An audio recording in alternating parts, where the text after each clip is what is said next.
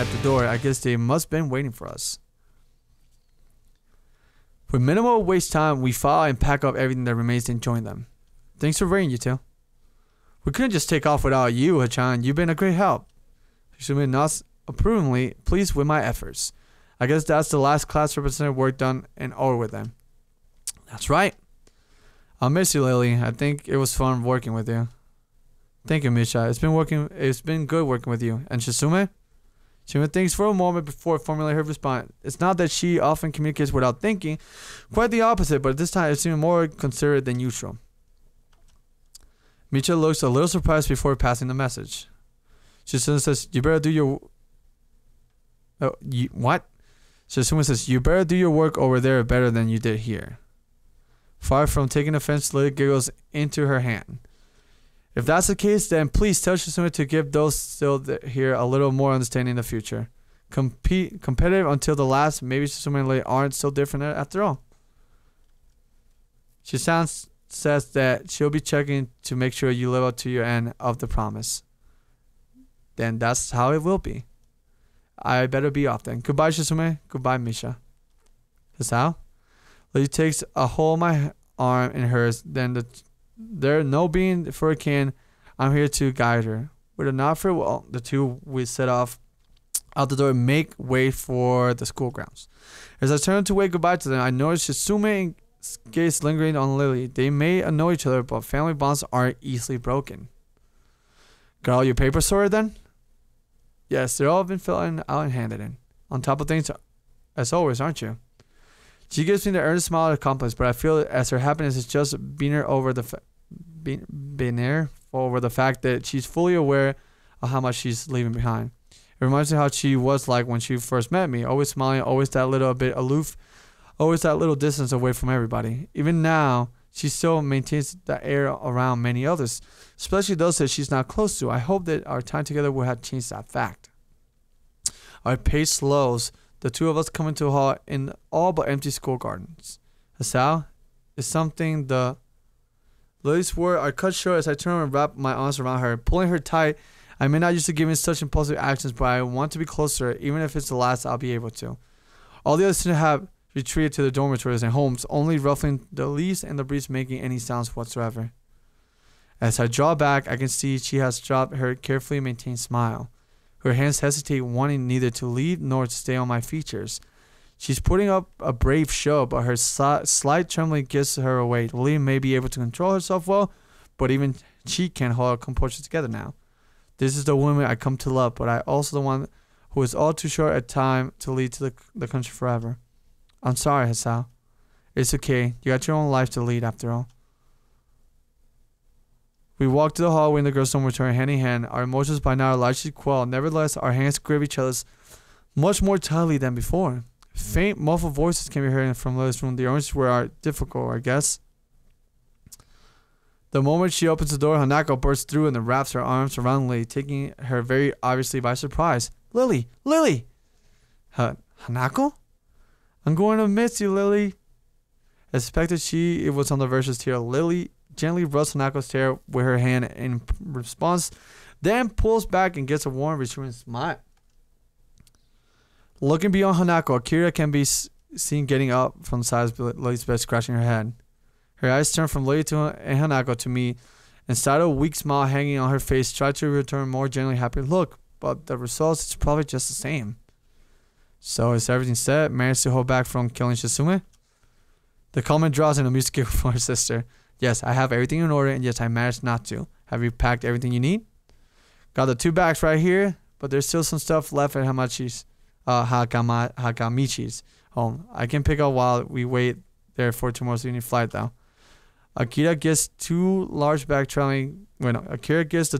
black traveling bags on the floor a hearty pat. She probably came to help pack and make sure everything was in order on Lily's end before going together with her. Lily, will you be okay over there? It will be alright, I assure you. I'll have Akira looking after me as well, and you know that she's reliable. But don't worry, Hanako. I have your phone number after all, so we can stay in touch. With Akira's help, I can send you things over the internet as well. Hey, don't use me as just because you won't learn how to use a computer. Hanako and Lily both giggle briefly. The mood lightens ever so little. That goes for you too, though, Hasao. I promise I'll contact you once I'm in Scotland. I know. I'll be looking forward to it. Her offer may be kind, but we both know that this is a tendency to breaking up. Neither of us have any illusions how to well manage long distance relationships. With nary words prompting, the four of us begin a long solo walk to the school gate. The numerous lamps scattered around the Yamako grounds fail to do much more than provide pinpoints of lights, in other words, dense darkness. A car parked on the road just outside the school grounds comes into view, its shining black exterior reflecting on the dimly lamp of Yamako. I call to Akira in an effort to alleviate a bit of the heavy atmosphere. That your car? What kind is it? Don't know much about cars, do you? It's a Lancer Evo, solid and speedy. Well, it's not her comment on my knowledge of Mark. I never really taken an interest in them. She gets a small sigh. She's been good. Pity. I had to part with it tomorrow. Just like the summer house you were the last visit before it changed hands. Turning back to my relevant intense at small talk, I glanced at Hanako and Lily falling behind us. By right, Hanako should be leading Lily's, but rather definitely the other way around. She clings tightly to Lily's arm. It's a depressing sight. So I guess this is it. Indeed. Although the time for everyone to say their farewells is now, nobody really wants to take the first step. If the longer nobody speaks, the better the chance of them simply not leaving. Lily, do you really have to go? I'm sorry, Hanako. I won't be leaving you forever, though. I can still call you. Hisao will be here too as well. I know, but Hanako clutches all tired to Lily's arm. After spending so long without anyone to call family, it must be excruciating to have someone to say goodbye to the person that was close to a mother as you could have ever been in her life. Lily lets out a long, sad breath. All Akira and I can really do is stand by quietly on the sidelines, since the only person that can solve this would be Lily herself. Eventually, Lily pulls her arm from Hanako's grip and holds both of her shoulders gently, a much more decisive way to address than ever seen Lily take with her. Hanako, remember when we first met? When you entered my room for the first time after overhearing my counseling of my friend, you didn't say a single word for the entire night. Even as I poured you tea, I talked to you, sat silently, and simply listened to what I said. It took you many quiet meetings like that before you began to open up to me as you began to. I felt some of the happiest moments I ever felt. I didn't become your friend because I pitied you, Hanako. I became your friend because I knew you were hiding not just from me, but from everyone. Your ambitious personality interest states, I don't know any of them, and neither did anybody else. As you showed yourself to me, though, I began to realize the person that you were, and became sure that our meeting was a very special moment. But Lily cuts her words short, and she brings her hand to Hanako's head and brushes her fringe to the side, gently pressing her lips to Hanako's forehead. As she pulls her head back, leaving Hanako all but speechless, all her eyes moist, Lily began a wide smile. I believe you're a beautiful person, Hanako, and I'm certain that you will become a strong and confident woman. You are a very dear friend and someone whom I love very much, just like Hisao. I will never forget you as long as I live. I may be leaving, but you have your own life here to lead, just as I do. You do have your own life, your friends, your hobbies, your own hopes after graduations. I want you to devote yourself to them, even after I'm not around anymore. That's why I think you'll be okay, because you are your own self, with your own life. You yourself proved that to me. Hanako lowers her head in embarrassment, but nods as she does. I understand. I know I have to say goodbye. I know you have to go your own way. But thank you, Lily, for everything. Thank you, Hanako. Will you be okay? There are a few seconds of silence before the answer comes. I will. Lily smiles, undoubtedly, at least partly in relief. That makes me very happy then. Goodbye. Goodbye, Lily. A farewell to you as well, Hisao. Goodbye. I'll miss you.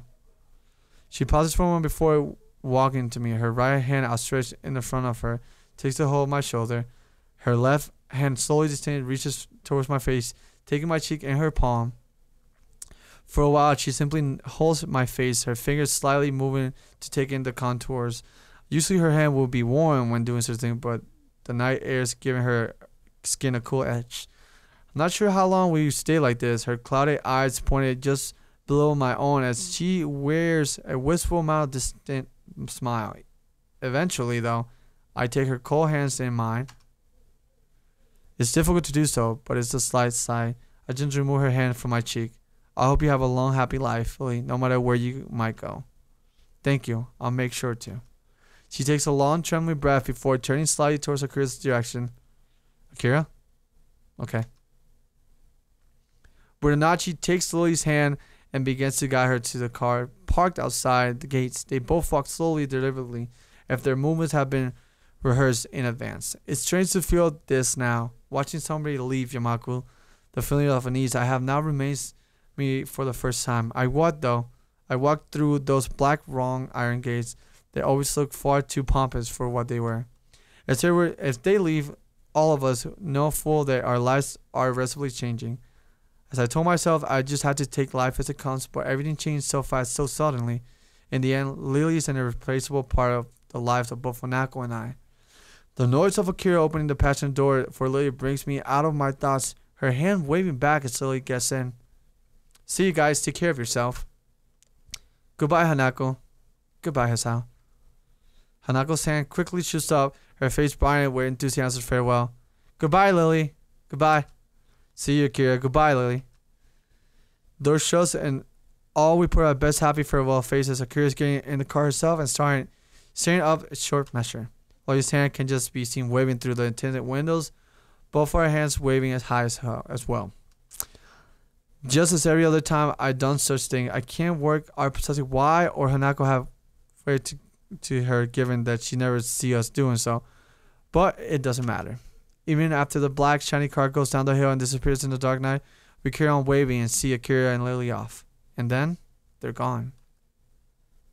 A strange stillness takes over our hands, returning to our sides. I don't quite know what I should do or how I should feel. In the end, we just stand there silently staring at where the car disappeared from sight. Goodbye, Lily. All I can do in response to her quiet mournful goodbye is place a hand on her shoulder. She looks at me for a few moments before looking back down the hill to secure the knowledge that I'm still around for her. What we'll do from now doesn't seem all that certain. We all have our own ambitions now, just as Lily said. But even so, it feels like there's a certain missing part of both of our lives now, something that can never be replaced.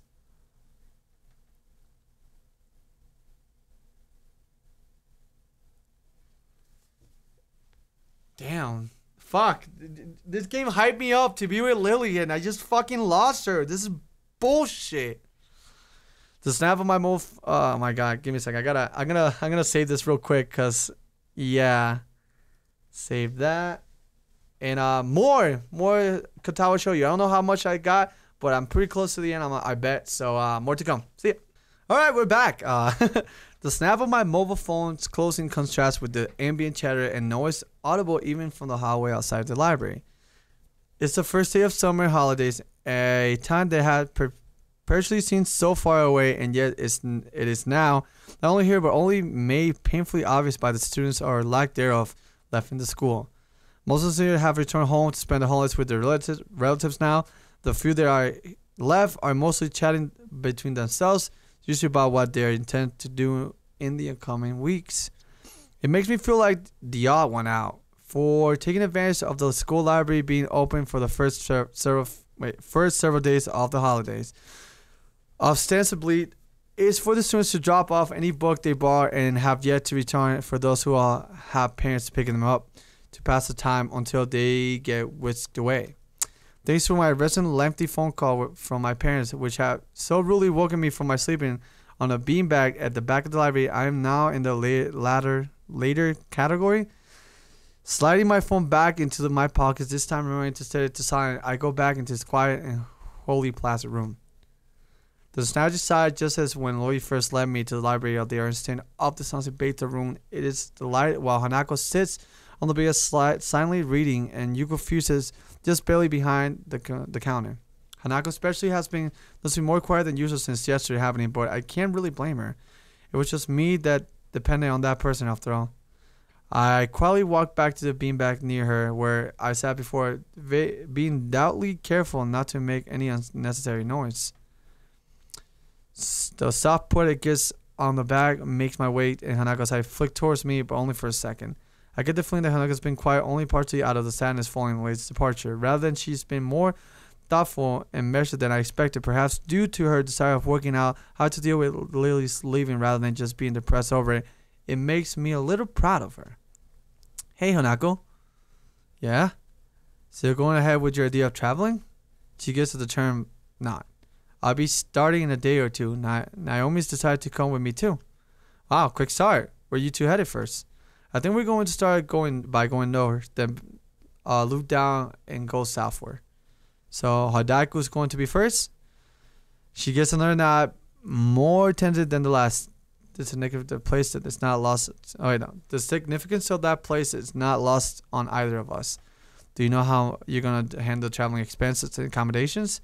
Yeah, I worked out everything out. I think I should be okay. Naomi says she has her side worked out too. You know that if you need anything, you can just call, right? I gave you my number before. Any time of the day is fine.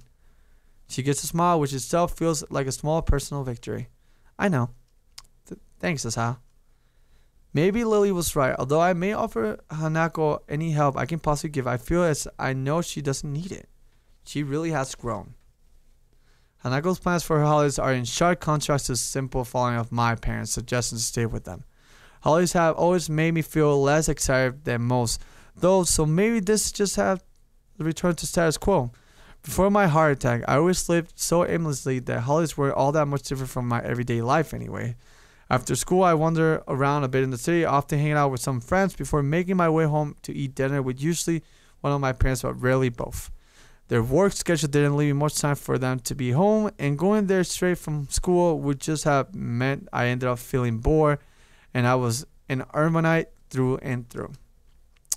Well, since coming through Yamago, though, it feels like I fundamentally changed as a person. The phone call with my parents erased any trace of doubt I might have held that on in that case.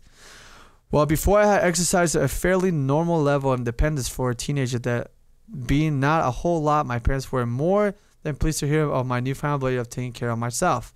Laundry, cooking for myself, cleaning, and all addition to all general chores that come from living without parents around. Just little menial things I had to pick up, but were really relatively easy. When I think about it, I was depending on them. Even if they hadn't been home all the time, to say I never depended on anyone after moving to Yamako dormitories would be far from the truth, though. Excuse me. The two of us look at awkwardly fidgety figure in front of us. Some things never change. It's getting close to closing time, so, oh right, I forgot the library closed earlier during holidays. Hanako and I both get up and dust ourselves off, placing our books back on the shelves behind us. The fact that our taste in reading materials a fair amount of overlap is useful at times. He had a bowl. I can hear Horton yell while he's recording. That's why I'm laughing. With a bow up to Yuko to apologize for taking so much time, Hanako takes her leave and leaves us. See you tomorrow, Hasao. Bye. And with that, she walks out of the large wooden aging doors that herald entrance to the library. She's a quiet person, isn't she? I suppose I'd be surprised that a staff member sharing personal opinions like this, but after knowing Yuko for a while, isn't largely respected. Our relationship is more personal rather than with her acting as an authority figure. Yeah, I think that's just how she is. She's got a lot more confidence in herself in these days, though. I don't know her as well as you do, but I think I agree. I think it's nice to see her talking to people here. She never used to do that before. Hey, Yuko, you know about Lily's leaving, right? She told me herself a few ago. It must be hard looking everyone that she repeat that again. Blah, blah, blah. She told me herself a few days ago. It must be hard leaving everyone behind like she is. She quickly looks back at me after she says this, probably remembered that I went for advice on relations between Lily and I before. Are you guys gonna be okay? That's a difficult question. Something I'd rather not think about for now, though I give him more pressing issues. Something seems kinda off about this whole deal, don't you think? Yuko appears to think of for a while, absent-mindedly crunching her face in a very creative way as she does so. I don't think I really know her well enough to make that kind of judgment. I'm sorry I can't help more. Nah, it's fine. I'm just sort of thinking out loud. I give a deep sigh and scratch my head in frustration. There's just so much that happened at once and that I have no control over. It feels like I'm being swamped. I think everyone goes through times like that. What's important is to concentrate on what you can do rather than what you can't do. At least that's how I see it. If I didn't think like that, I don't think I'll be able to manage my life as it is. She says this with a smile in a light tone, but her words are far from any kind of a joke. Being pulled between two jobs as she is, just to hopefully make enough money to only to live, but also the university, must be exhausting. Perhaps that's why coming for her it feels like it has more meaning than it have come from most others. I guess you got a point there. Thank you for your advice again, Yuko. Aww. She bows deeply and smiles before making her way back to the cow where she spends so much of her time. The tiny wings of the cardboard crane in my fingers are only visible in the dim light in my room. Just a little moonlight being able to pick through the curtains as around their edges. I lie still in my dark bed for a long time, idly looking at the little origami bird. It feels like a lot has happened since Lily folded this, but at the same time it feels like very little has changed. Compared to everyone else, I'm back at square one. I might have a newfound idea of where I want to go in my life, but that's hardly something that affects me now. Hanako changed. I know that much. If anything, she just makes me feel like I got no excuse to be like this, considering her previous situation. Lily, though. I turned the bird in my fingers another way, looking at it from yet another angle. When I first met her, she seemed aloof and perhaps somewhat distant. Her actions were always careful, measured and precise, and her carefully maintained composure always gave the appearance of unerring confidence and serenity. In time, she became less formal, just a bit, but enough. It felt good to see her lowering her inhibitions, I can't say that right, around me, and opening up just a little on her own accord. It felt as I was seeing herself slowly become more vibrant and visible. Now, though, I'm beginning to have doubts. Perhaps they were to be expected after what is effectively the two of us breaking up. They don't feel new or strange though, but rather like an old book being found and dusted off. I soon realized after meeting Lily that she saw me as she did Hanako, as someone who needed help and care at first, and I simply thought that we'd be fine as friends, helping each other through our limited time together in school. But I began to treasure our moments together more and more, from our quiet walks and our talking over lunch. The good sides of her personality became even more obvious and even more likable. The absence caused by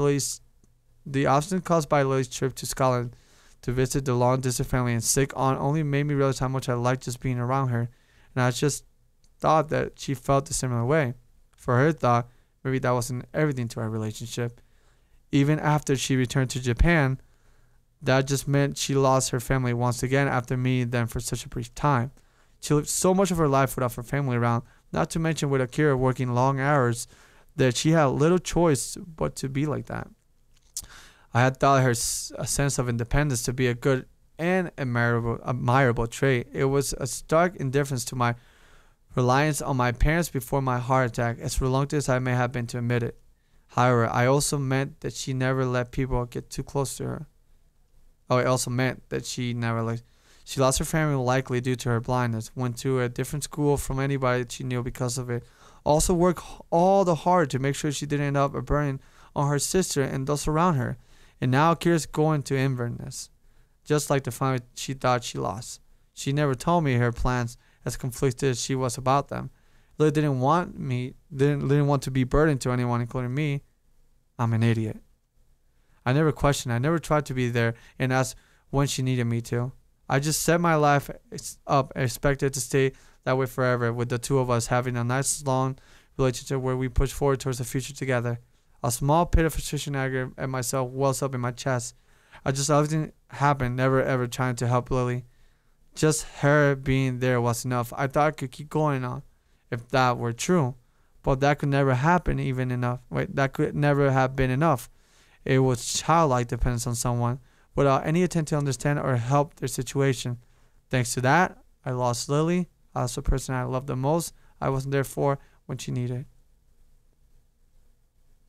With that inclusive angry feeling watching over, I turned over and set my crane back on the desk next to my clock, the place where it lived since the day she folded it for me. Since that day, when she herself said my burns needed not be my own, the anxious bright red numerals of my alarm clock shined through the darkness of the room onto my tired eyes. 10 o'clock evening, curfew will be soon. I wonder. Akira mentioned they leaving this evening. I have no idea exactly when their flight is, but that means there's a chance, however small they might be, not to have that they might not have already left. Adrenaline starts to move through my body, and as I step on my bed, my eyes suddenly wide with possibility. There's no guarantee they haven't left, indeed likely that they already have, but there's also a chance they haven't, however small it may be. So I'm pumped with the idea that they haven't left. Just this once, do I not have music? Legitly not have music at all? I swear to, yeah, I have music. What am I on about? Is there anything muted? Nope. Everything seems fine. Return. Just as one as I could just have before. I sent off and rushed over to my car, throwing out some clothes as fast as I can, tying them in a quick succession. Each second of that goes by, a second I can't regain. A second that I may mean the difference between catching them or losing them forever. Even if I fail, I have to try. I can't let her leave everything behind without even trying to stop her, without just this one being there for her. With the last of my clothes slipped on, I hastily grabbed the phone off the desk. Luckily, the number for the local taxi company is still in my call history. A gruff, interesting voice announced the name of the company while I pace around the room. It takes some effort to slow down my voice to keep clear over the voice of the phone. The chilly night air sweeps against me as I open the dormitory room, but nevertheless, I keep up my brisk speed as I half jog, half run out of the school gates. I may not be curfew just yet, but it's precariously close. If there were a guard around, they'd no doubt have some questions for me, but it looks like I managed to come out just before they arrive, or they're around the corner. My pace picks up as I walk my way through the school gardens. Their nighttime allure are all but lost when I begin to run to the school gates. The lamps on the courtyard, dim as they provide just enough illumination to light the way and prevent me from tripping over. The buildings themselves take a rustic, almost antique-looking edge when I glance at them. Looking back, it seems strange that they only appear so dark and gloomy to me. Now they just look somewhat anachronistic school buildings, the same as any other bar at their age. Leaving the gates behind me, I pulled to a stop just before the taxi park, just as Akira's car had been. Our gaudy and brightly lit signs look out of the place's quiet country backdrop. I impatiently squeezed myself through the door, giving the driver the address where the two should hopefully be staying. By the time the taxi pulls up after a church of manly casual speed, it's truly deep into midnight. The house is truly enormous. The sheer size is more larger than I expected. Armly still, fearing the worst, I asked the driver to stay in just in case our efforts are for nothing. A single press on the fancy intercom system outside the gate produces a short electronic melody in the otherwise silent roll. It's not long before someone's deep, gruff voice can be heard from it. This is a market instructions. Please state your name and why you're bothering us this late. I press on the spot, inwardly wincing at the reasonable annoyance audible in his voice. This is so now. I was hoping to meet the leader guy if they're still here. I just completely slurred that. Let me read that again. It's Hasao Nakai. I was hoping to meet Lily or Akira if they're still here. Surprisingly, I managed to summon quite some energy to my voice, enough to make the other side of the anchor silent. A few seconds passed just before I pressed the button again, and asked what's going on. A light turns outside the front door. I strain my eyes to try and make out who's coming, but as he comes past large park parts with fisting rods sticking out of the back, he identity becomes clear. His face is typically placid and emotionless, and he saunters off to the gate. He's still childlike in his mannerism, despite his demeanor. With the press of a few buttons from behind the fence, the gate slowly opens. Hasao? What are you doing here? I can't believe that's a boy. That's a fucking boy. That's a fucking boy, guys. I think this is the most emotional I ever heard from his voice, not that I would be hard to reach them out. Akira told me that she and Lily would be staying here before they left from their flight. I need to talk to Lily just one last time. Are they still here? The look in face says everything. I feel I was too late. The one time I was actually needed to act quickly, and actually, it's possible. What is it? He's a bit taken back from my fever, but I can't help at this point. They left not too long ago, only a few before you arrived. In fact, if you go straight to the airport, you might be able to. Hasao? I dart back towards the waiting taxi, grabbing what little money I left in my pocket as I go. Thanks, Sadaki. I can't say your name right. You look like a girl. With that, I take the seat and short order park out at my destination. My chest beats wildly as I tear down the street, my body twisting the way that slips between the pedestrians walking back and forth beside me. With the road solidly blocked by taxis and other cars dropped off passengers and picking up others in the time they had to wait, we ended up having to stop almost a block away. But that is in the past now. What matters is reaching Lily. One foot hits the ground, the other quickly follows without slightest thought. Perfect. As if my legs had taken on a life of their own, and all my mind can do is concentrate on the view ahead of me. Just one glimpse of that long hair of hers, that long yellow hair that was the same color as the wheat that stretched as far as the eyes could see. In the end, I depend on Lily just like Kanako did. Even after we started going out, it still didn't feel like she really ever let herself depend on me. Except for that one moment where we held each other tightly on that bright yellow field. At that time, she must have feared losing me as she did everyone else. That's why, just this once, that night air wraps around me, draining every last amount of warmth out of my body to extent that feels more of midwinter than summer nights. My fingers, my hands, my feet, they're all increasingly cold. The sound of passing crowds is reduced to no more than backwards home, while the sound of my shoes hitting the pavement echoes loudly. Every step surging towards the person that I have to catch. Forced by the chest tightening in response to the call of the night, I rest an arm over and try to settle it down. Fuck. When the airport comes into view though, I realize this feeling as one I felt before. Not now. Of all times for this, please, not now. I take a gulp and a shoujo on regardless, pushing my body as far as it will go. Sweat pours off me and it hurtles forward in my shoulders, hitting someone's side. My mind suddenly flooding with emotions and memories. I continue on without an apology. I have to keep moving now. If I stop, I'm not sure if I could begin again. And if I could even would all for nothing I'm not this time. No. I hit another person, then another, offering a little assistance to get a bounce about. My feet feel numb. My arms are losing feeling. My chest forces me to hunch over awkwardly, tightening even more. That afternoon in the snow, that time when my life eventually changed, my image of Wako and the damp letter flashed over my mind. The first love I lost thanks to my condition. I can't let this happen again. I don't care what happens to me anymore. I just need to see her one last time. There. A sliver of yellow and white comes into view distance down to the row of her figure, silhouetted by the lights emanating from the airport entrance. Lily! Lily! Lily, please stop! Lily! Come on, Lily. I know you're hearing from far beyond nowhere. Gah! My view has been out of control and it's on the ground. My body hazardly sprawled after hitting someone and stumbling over. Before I can ask, the damage to unbelievable pain ignites my body and all my thoughts are blank as I curl up frantically, clutch at my chest. Hey, are you okay? That was really bad fall. This pain, I can't. Ugh! Any sharp knock could do this to me. Any oversection, I thought I could overcome my limits this one. Something's wrong with him. What's the matter? Are the voices of those gathered around me gradually replaced by loud ringing in my ears. By now, I'm unable to move my head. My eyes turn upwards to see the mute movement of their lips. Spanish is fun. Even as I clutch my chest, I realize I can't feel my fingers anymore, nor my feet. It feels like my entire body is shutting down, starting from my extremities.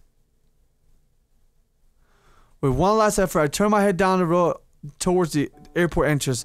That's casting a slide over me. Lady's there behind the crowd. Her head is tilted, but only just slightly. I can feel my vision as I try to yell, but nothing emerges from my mouth despite my best effort. Slowly but surely, my vision begins to black out on the scene before me. So this is how it ends. I failed. I was so close, so very close.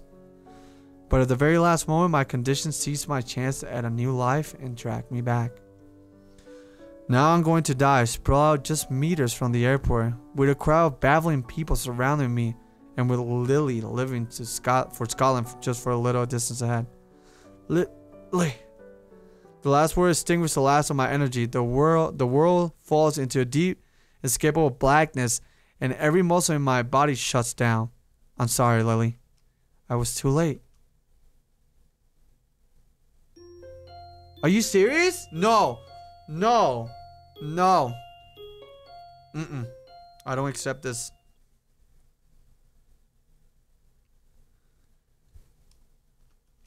A lot of dots.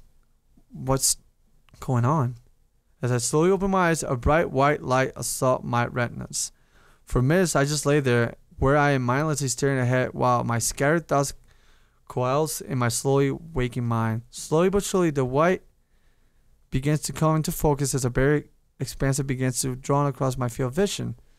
It's only when the light fixture comes into view that my mind clicks that this is ceiling above me. Slowly levering myself up, I suddenly absorbed through all my senses the details of the room I'm in. The smell, the taste of strong bleach hanging in the air, lending the impression of a place just slightly too clean to be natural. Inoffensive, pale, peach-colored walls, all perfectly painted without a crack, stain, or imperfection. A single frame painting hangs on the wall, perfectly straining like the walls. It is as boring and inoffensive as it can be. My attention is grabbed by the translucent curtains waving across my vision, my eyes following to the window it covers. When I move my right arm to try to lift myself and look through it, I feel like a catheter getting uncomfortably. It's only now, too, that I notice the cannula tubes winding around my cheeks and into my nose. After some fidgeting, I settle just to look around the corner of the window. Beyond the thick leaves of several trees, I can see the greenly below backing out of the field, a customary alleys of green in the outskirts of the city. Judging by the sun outside, it's noon, of which day I thought I'm not sure. So, I'm in the hospital once again. I lay a long tired breath as I tried to collect my scattered thoughts, my mind suddenly casting dozen directions all at once with as many emotions rolling through me. After slowly laying back down, I decided to start at the beginning. Why am I here? I cast my mind, but I won't work through recollection of what happened. The events of the last night or whichever night it was, come back more as a series of snapshots than any cohesive memory. Laying on bed, looking at the arguing bird, talking to I think just out the Hakamachi residence, running down the street, passing pedestrians, bumping into more and more of them, falling, looking up serially bright airport entrance and seeing Lily's back as I lay on the ground.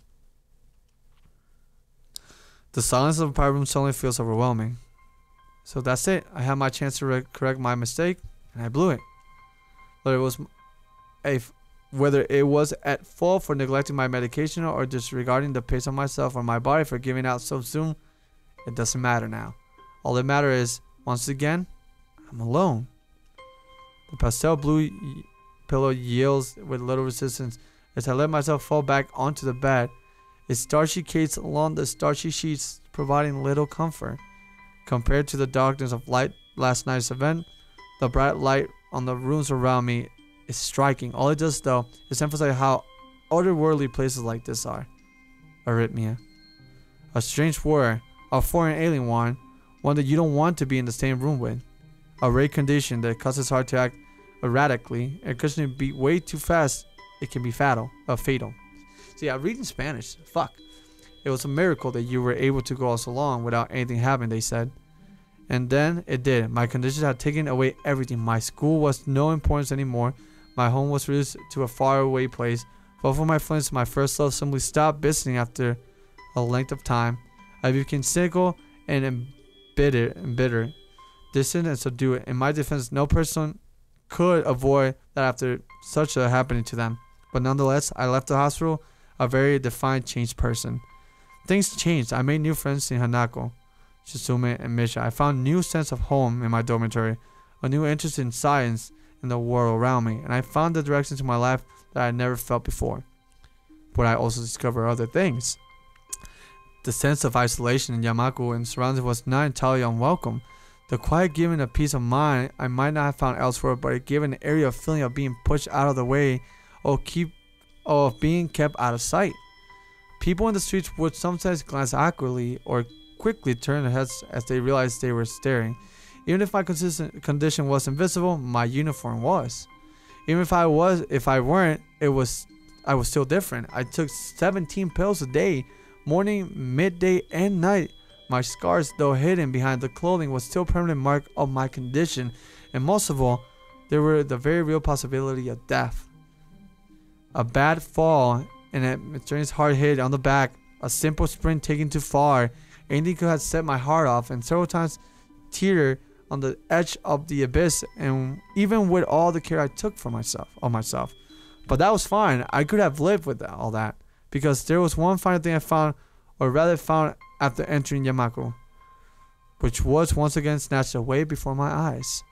It's only now I realized just how delicate my new sense of happiness was. Everything depended on her. The linchpin of my life since I first entered Yamaku as a sullen, confused, aimless transfer student. Lady Satao was one person I could depend upon Lady Satao was the one person I could depend upon above all others, and who reciprocated the love that I felt for her. But I failed her and only realized it all too late. Although I could just set my life up and continue that way forever, but the real world doesn't work like that. I finally realized the meaning of those words, only to be struck down as I confronted my failure to do so in time. The surroundings I am now are far too familiar. It's as if Yamaku was but a dream, and I'm still recovering from my first major heart attack. Maybe that's why I feel so tired. It feels almost like I lived the entire last few months of my life in the space of minutes. The way of my eyelids closed my eyes, my physical and mental exhaustion letting me offer no resistance. Until a moment from my head of the bed stirs me out of my bed. My eyes so close I can focus and make out someone, presumably a nurse, bidding farewell to a doctor.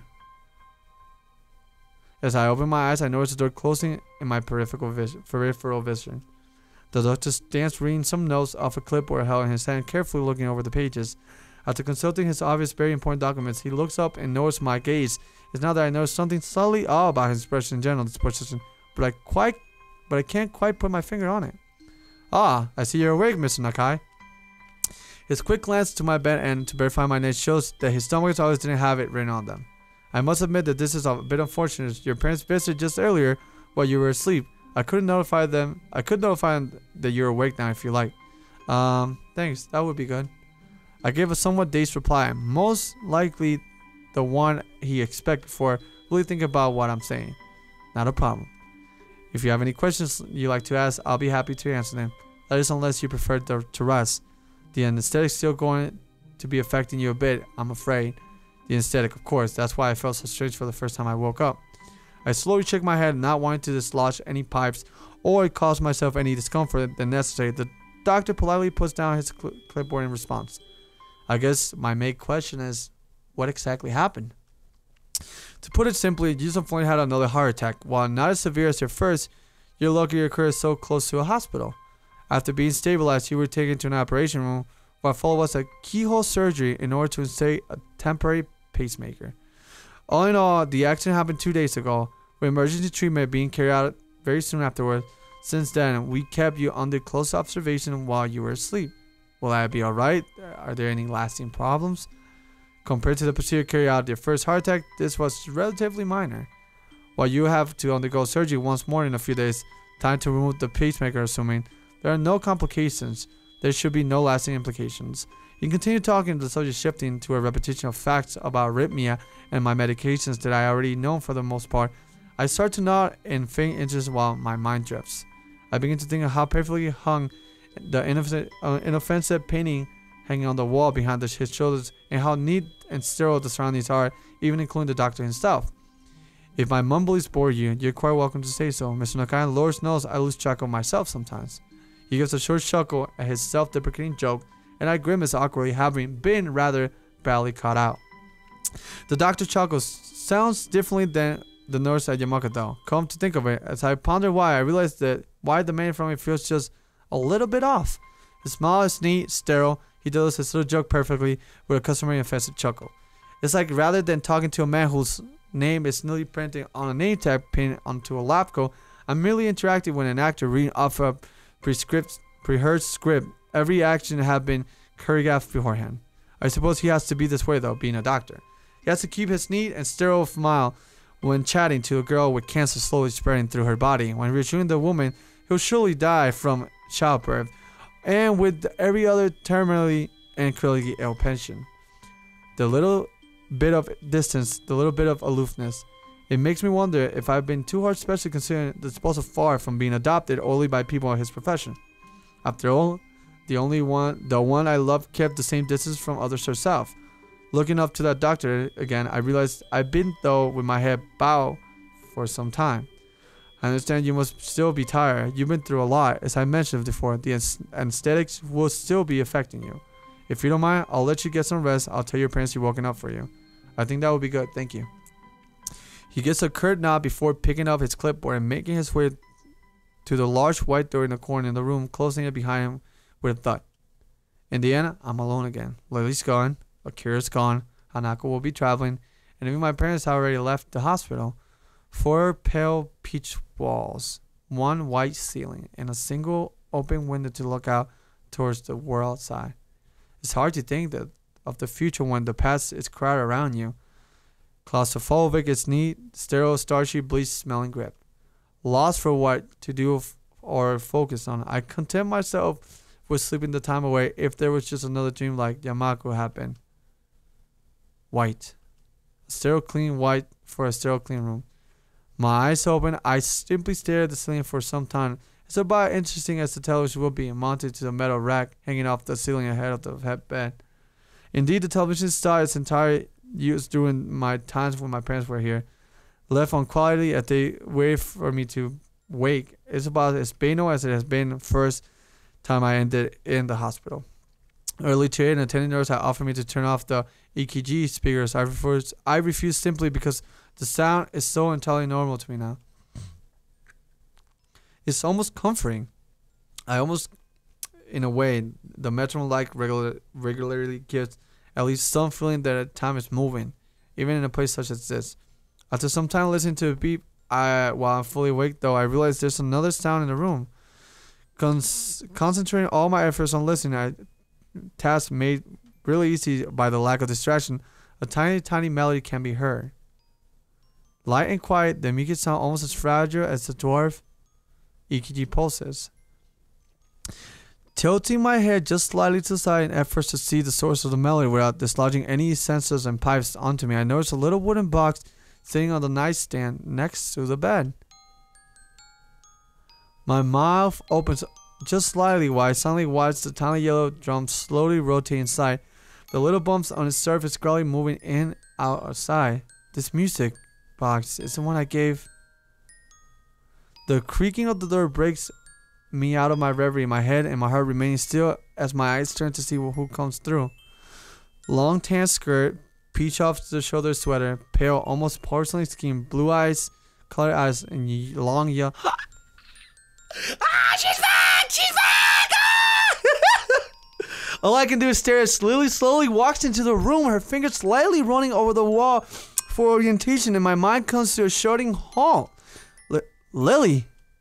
She stops mid-straight, her entire body tensing. Hasao? Was that you? Her voice is quiet and pensive, echoing her expression. I thought you were... Lily takes one tentative step forward, then another as she were holding herself back. Her control over her composure is not, though, and she finally rushes over where I lay last of her resistance falls. I'm slightly taken aback when she grabs a hold of me, hunching over, the tears beginning to fall from her cheeks. Since only minutes ago I thought she was on the other side of the world, after a moment of hesitation I rest my right hand on her soft shoulder. Hasao! Hasao! Lily's body trembles as her tears blot the dark blue sheets, her emotions flowing through her carefully maintained exterior. With her face now closer, I made it easier to see her pale skin being lit by the sunlight from the window. I noticed her cheeks being redder than they should be. It's okay, Lily. I'm okay. You don't need to. She rights herself quickly, her crying forcibly stifle, whatever you call it, with both sadness and stubbornness remaining in her moistened eyes. Her prideful nature, always having been something to contend with, takes me off guard. Stop telling me not to worry about you, Hasao. Just this one, let me cry. I'm caught speechless. She waits for a response, but her composure breaks again after a handful of seconds. I swallow hard to try and settle my emotions while she weeps onto my bed, a strange mixture of relief and depression welling up. Lily's here. She's really here. I couldn't feel her skin under my hand. If I couldn't feel the skin on my hand, I hardly believed my own eyes. My efforts were for nothing. My body's attempt to take away everything that was important to me once again has been foiled. But now, I don't feel as happy about it as I thought I would. Seeing her here crying like this over me, this is the one thing I wanted to avoid since coming to love her, not even since leaving the hospital. I'm sorry, Lily. It's my fault I'm here. You shouldn't have tried to push myself so far. I give a self-deprecating snort. After months of keeping myself together so nobody worried me, I went and did something like this. I guess I'm pretty dumb. With a couple of sniffs and a long breath, Lily managed to pull herself together and calm down a little. Despite her red cheeks, moist eyes, and lines of her tears still visible, she delicately wears the weak smile she seems to often give. You don't need to blame yourself. I heard later that it happened as you were running down the road after me, right? Still, she wipes her eyes with the black back of her hands, returning more of her old self as rush of emotions wears off. As a burp, running the emotions. Why did you run after me, Hasao? I moved to respond but noticed her face tightening. Even after I said goodbye and left Yamako Academy, she takes a moment to steady herself, her emotions almost bubbling up once again. I just wanted to say I'm sorry. Sorry. For the times when I wasn't there when you needed me. Until now, I thought you just being there would be enough. I only need you by my side to make any day feel better. Even if my body may be like this, I want to help you, Lily. To be there when you need someone. But you're always there, Hasao. Why did you want to go to Scotland, Lily? Why? I told you before, because Akira was going and because my family summons to their home. Why didn't you say that you wanted to go? I'm not stubborn often, but this one time I think I need to be. I want you to stay here, Lily. I want you to stay where everyone you know lives and where all your dreams and ambitions were made. If you chose to stay, I'll never leave your side. I won't let you lose another person. When I had my heart attack, I was snatched away from everyone and everywhere I knew. You showed me a new life after I came to Yamako and I lost my past, but you showed me a future. It's true that I haven't always been there for you. I'm unreliable sometimes. I lied and I thought I'd come to understand you when I haven't even understood myself. But that isn't me. I want to give you a future as well.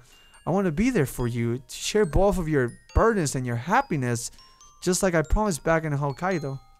I just want you to trust me. I know I had promised coming to put my trust in you after losing so many people I know after my heart attack, but that's how I know that being unable to trust others can be awful. That's why I can't watch you just throw everything away like this. I never want you to go through what I did. I would do anything to stop that. You can be quite steadfast when you want to be, can't you? As I said, it isn't often. My weak smile drops though as the IV in my arms digs in a little and a harsh reminder of my tether to my condition. Lily's face tenses as a little small gasp of pain immediately making me wish I stifled better. All I can do is sigh in defeat.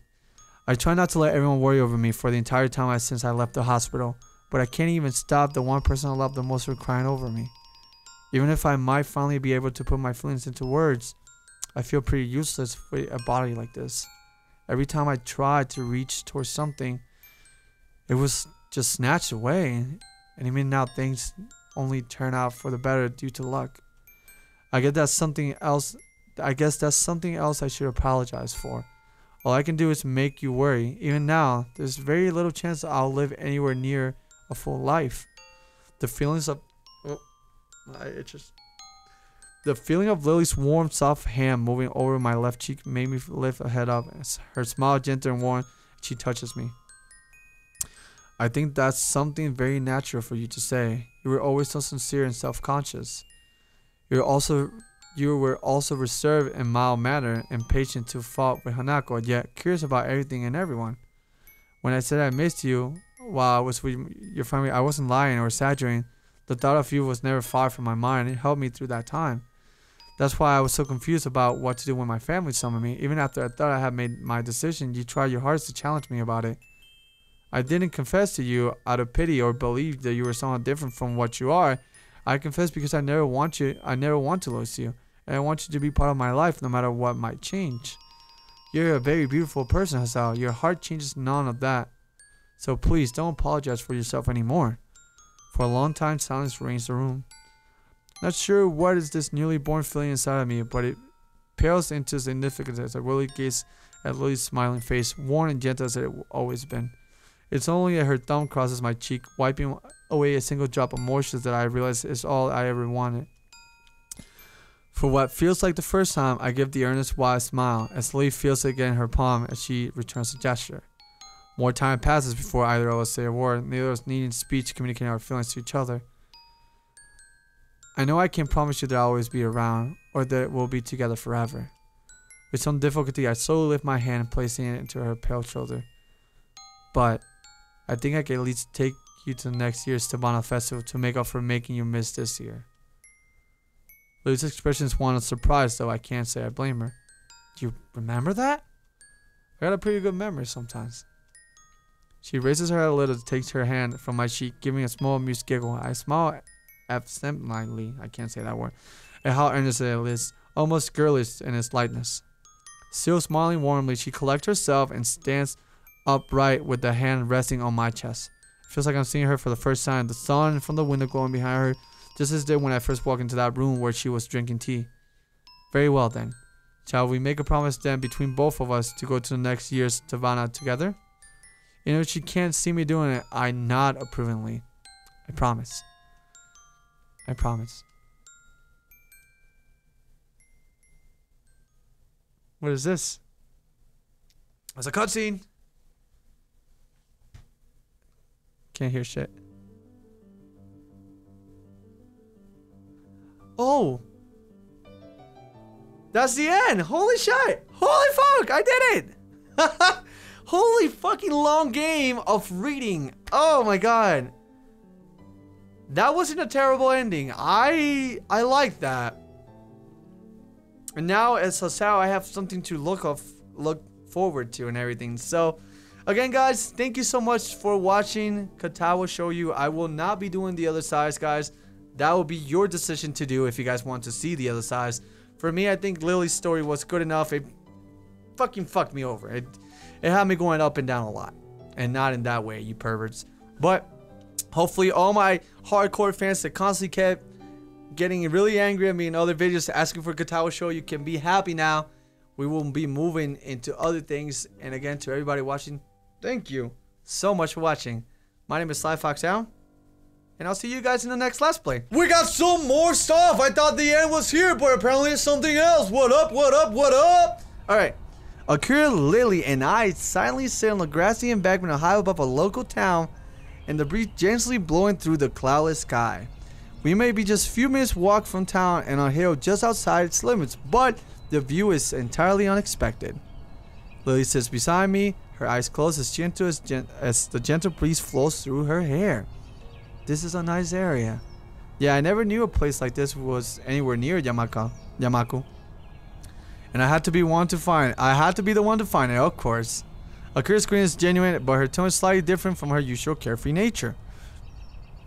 It's good that you're out of the hospital though, Hassan. Nobody's more glad that I am. I can't stand hospitals. So you two going back to school tomorrow? Yep. What? Akira chuckles in amusement before looking back at the town below. The trees between the buildings swaying in the wind. Pity we couldn't go up north for the summer holidays, or get to Nabata. I wouldn't worry. There's always next time.